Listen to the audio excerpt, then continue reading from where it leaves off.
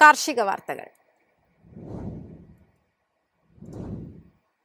Rubber വില ഉയർന്നതോടെ കർഷകർ വീണ്ടും റബ്ബർ കൃഷിയിലേക്ക് തിരിയുന്നു. ഇതോടെ റബ്ബർ തൈകൾക്ക് ആവശ്യക്കാർ കൂടുകയും വില ഉയരുകയും ചെയ്യുകയാണ്.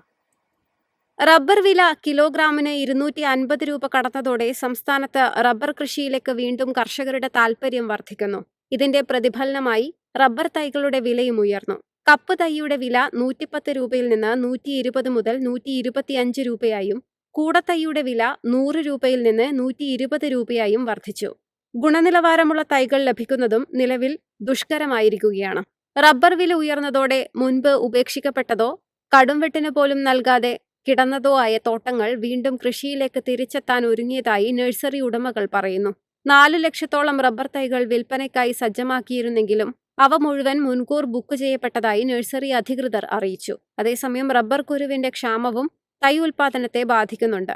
പ്രാദേശികമായി ലഭിക്കുന്ന കുരുവിന് പുറമെ അസമിൽ നിന്നടക്കമാണ് കുരു എത്തിച്ച് തൈകൾ തയ്യാറാക്കുന്നത്. കിലോഗ്രാമിന് 300 രൂപ വരെ വില നൽകി കുരു വാങ്ങേണ്ട സാഹചര്യമാണുള്ളത്.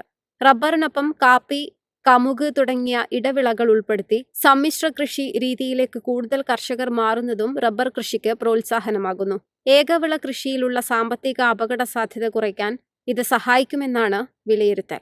പുതിയതും ആവർത്തന കൃഷിയും നടത്തുന്ന കർഷകർക്ക് റബ്ബർ ബോർഡിന്റെയും കൃഷി വകുപ്പിന്റെയും സാമ്പത്തിക സഹായവും ലഭ്യമാണ്. ഹെക്ടറിന് 40,000 രൂപ റബ്ബർ ബോർഡും 75,000 രൂപ കേര പദ്ധതിയിലൂടെ കൃഷിവകുപ്പും നൽകുന്നുണ്ട്. നിലവിൽ കേരളത്തിൽ ഏകദേശം 5.5 ലക്ഷം ഹെക്ടർ സ്ഥലത്താണ് റബ്ബർ കൃഷി വ്യാപിപ്പിച്ചിരിക്കുന്നത്. News desk, MyFin TV. കേരളത്തിൽ ഞാവൽ പഴത്തിന് ഡിമാൻഡ് ഏറുന്നു. കിലോയ്ക്ക് 400 രൂപയാണ് വില.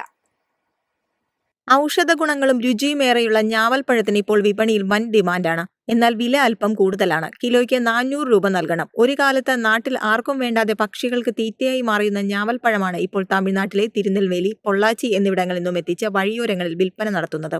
നിത്യേന ദീർഘദൂര ബസ്സുകളിലും പിക്കപ്പ് വാനുകളിലുമായാണ് ഞാവൽപ്പഴം കേരളത്തിലെത്തുന്നത്. നാട്ടിൻപുറങ്ങളിൽ സുലഭമായിരുന്ന ഞാവൽ മരങ്ങൾ ഇന്ന് അപ്രത്യക്ഷമായ അവസ്ഥയിലാണ്. എങ്കിലും ഞാവൽപ്പഴത്തിന് മലയാളികൾക്കിടയിൽ വൻ ഡിമാൻഡാണുള്ളത്. മീനം മേടം മാസങ്ങളിലാണ് ഞാവൽ മരങ്ങൾ പൂക്കുന്നത്. പഴം പാകമാകുന്നതോടെ മരത്തിനടിയിൽ വലിയ വല വിരിച്ചാണ് ഇവ കേടുപാടുകളില്ലാതെ ശേഖരിക്കുന്നത്. ഞാവൽപ്പഴത്തിന്റെ കുരുവും ഔഷധമൂല്യമുള്ളതാണ്. അതിനാൽ വില അല്പം കൂടുതലാണെങ്കിലും ഞാവൽപ്പഴം വിൽപ്പന പൊടിപൊടിക്കുകയാണ്. News desk, MyFin TV. എളുപ്പത്തിൽ സമ്പാദ്യം വളർത്താം. ഇന്ന് തന്നെ മൈഫിൻ TV ആപ്പ് ഡൗൺലോഡ് ചെയ്യൂ.